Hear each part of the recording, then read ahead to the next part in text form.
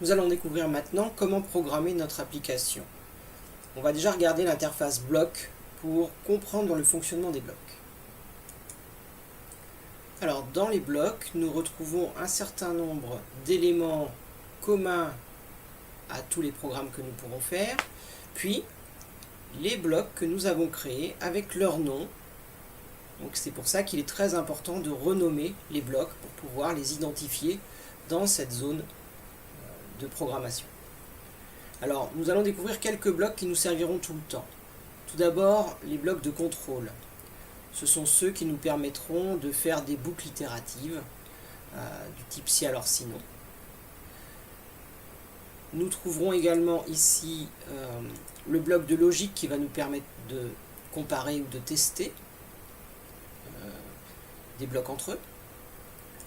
Le bloc mathématique qui nous permettra de faire des opérations sur des éléments que nous allons saisir.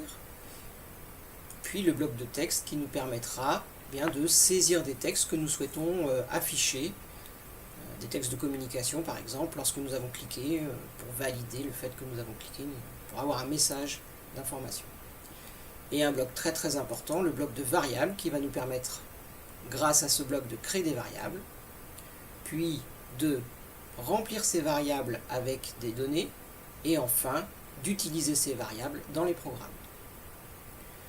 Nos blocs que nous avons créés dans notre interface apparaissent ici, et certains vont nous permettre de générer des actions. Par exemple ici, le bouton jouer, nous pourrons déclencher une action lorsque celui-ci sera cliqué.